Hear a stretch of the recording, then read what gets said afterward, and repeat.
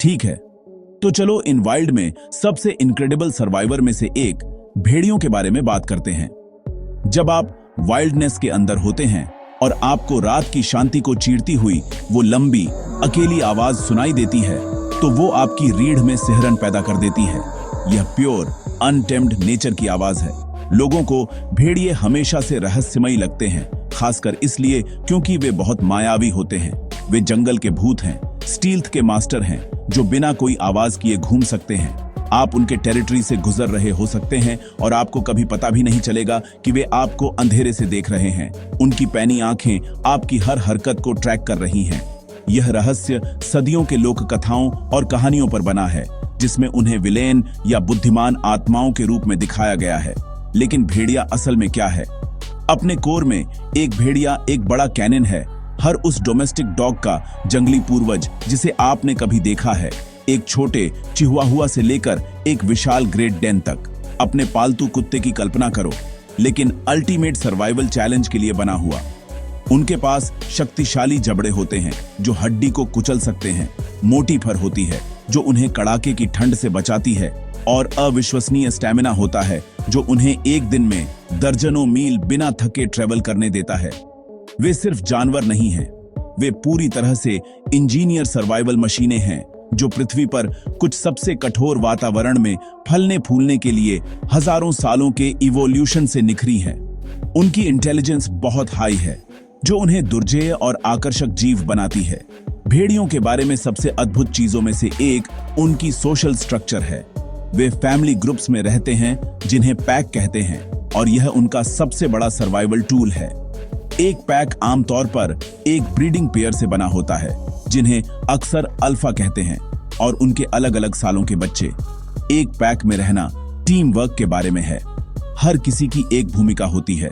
बड़े शिकार जैसे एल्क या बाइसन को पकड़ने के लिए एक साथ शिकार करने से लेकर छोटे पिल्लों को पालने और प्रतिद्वंद्वी पैक से अपने टेरिटरी की रक्षा करने तक, यह इंट्रिकेट सोशल लाइफ ही उन्हें अलग करती है।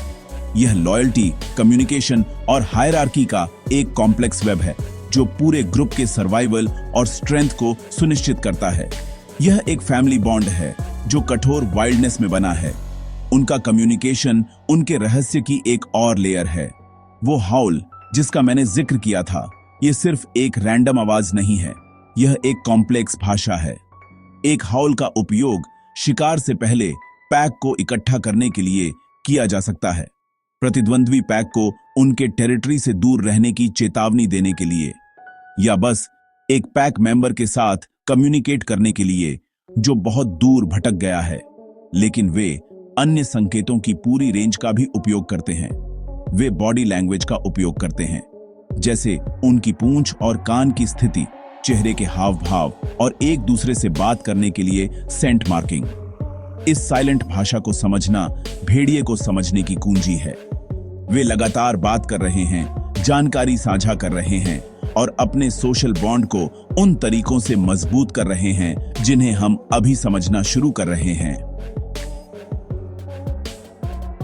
अब उस बड़े सवाल के लिए जो मुझसे हमेशा पूछा जाता है, क्या भेड़िए इंसानों के लिए खतरनाक होते हैं?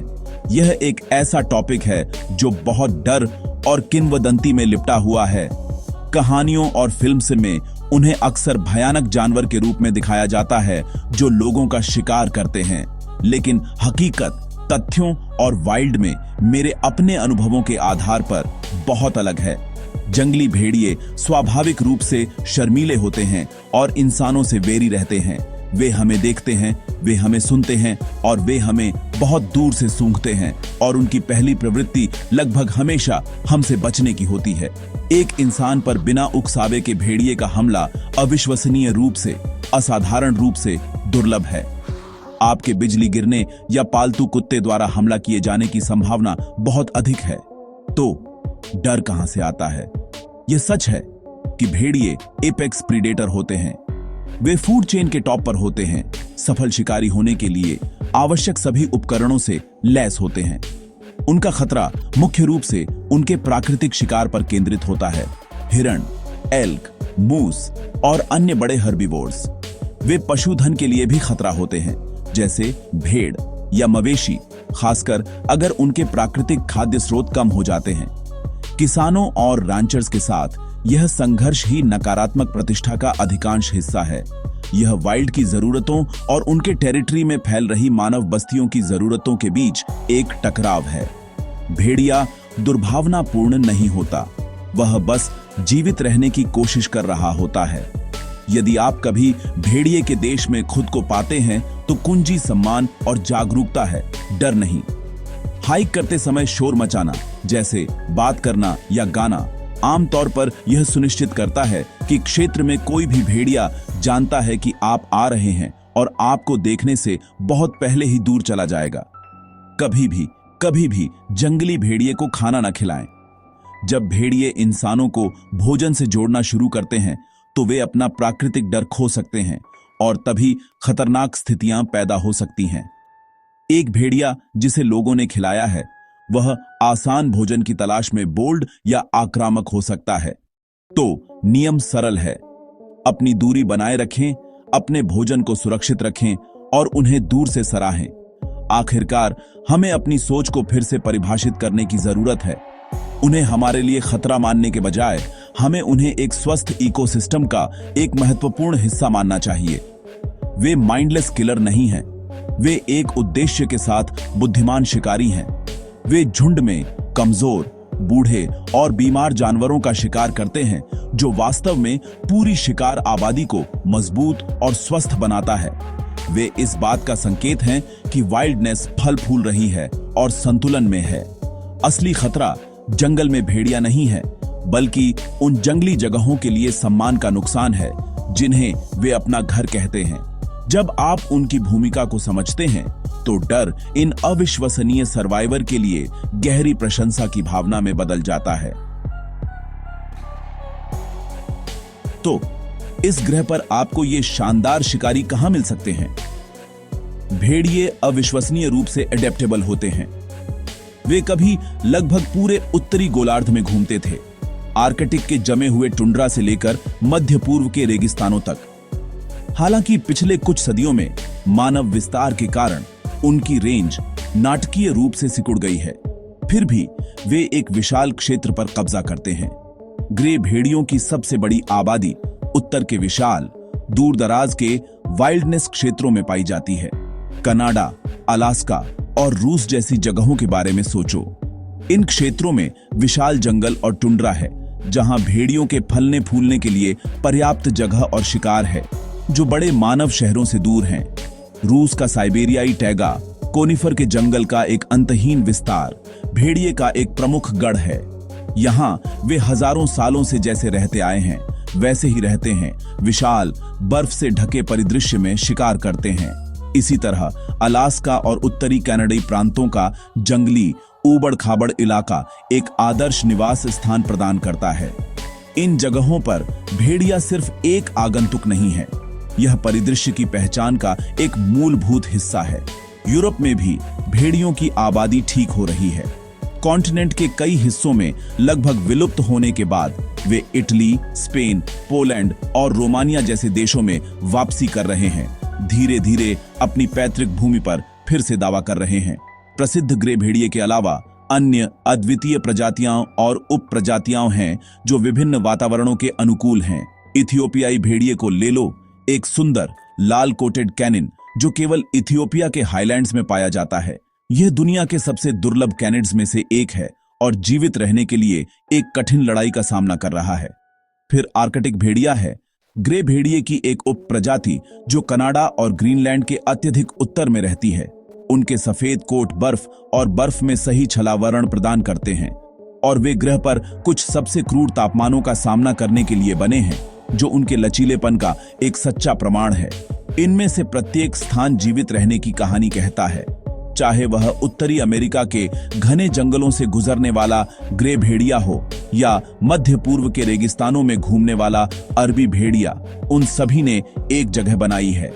वे इस बात की याद दिलाते हैं कि जंगलीपन बना रहता है, अक्सर हमारी दुनिया के सबसे चुनौतीपूर्ण और दूर दराज के कोनों में। कीचड़ या बर्फ में भेड़िए का निशान ढूंढना एक सुराग खोजने जैसा है, एक संकेत है कि आप वास्तव में एक जंगली जगह पर हैं। एक ऐसी जगह जहां प्रकृति के प्राचीन नियम अभी भी कायम हैं।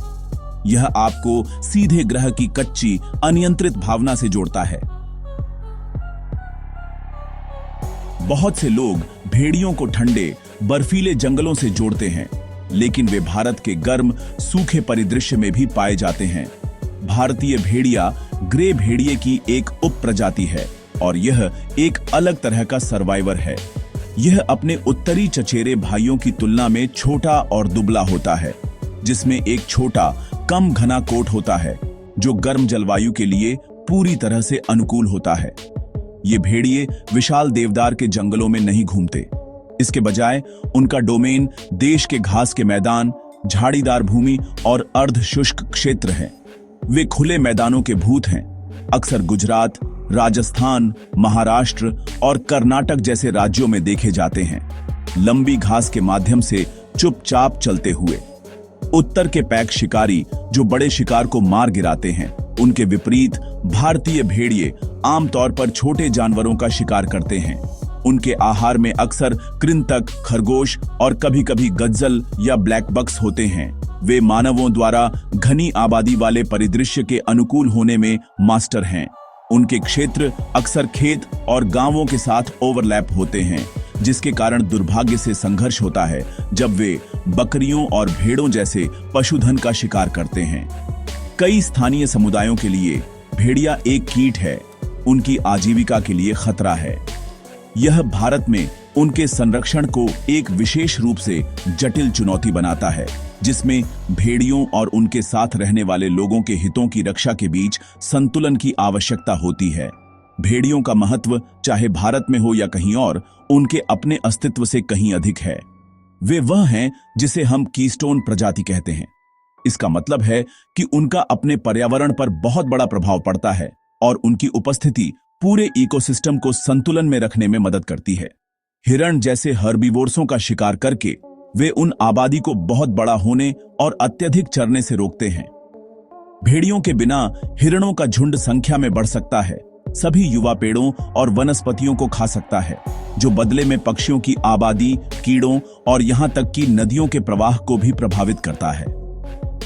यूएसए में येलोस्टोन नेशनल पार्क में भेड़ियों की वापसी इसका एक प्रसिद्ध उदाहरण है। उन्होंने उस संतुलन को बहाल करके सचमुच नदियों का मार्ग बदल दिया। अंत में भेड़िए की कहानी खुद वाइल्ड की कहानी है। वे हर उस चीज का प्रतिनिधित्व करते हैं जो प्राकृतिक दुनिया के बारे में शक्तिशाली, बुद्धिमान और अनियंत्रित है। वे हमें अपने डर से परे देखने और जीवन के जटिल जाल को देखने की चुनौती देते हैं, जहां हर प्राणी की एक भूमिका होती है। भेड़ियों की रक्षा का मतलब है हमारे जंगलों और ग्रासलैंड्सों के स्वास्थ्य की रक्षा करना। इसका मतलब है प्रकृति के नाजुक संतुलन के लिए सम्मान दिखाना। अगली बार जब आप एक भेड़िए के बारे में सोचते हैं, तो सिर्फ उसके दांतों और पंजों के बारे में मत सोचो। जंगल के एक संरक्षक के रूप में उसकी भूमिका के बारे में सोचो, एक महत्वपूर्ण शक्ति जो हमारे ग्रह के जंगली दिल को मजबूत रखती है। वह एक सर्वाइवर है जिसके लिए लड़ना लायक है।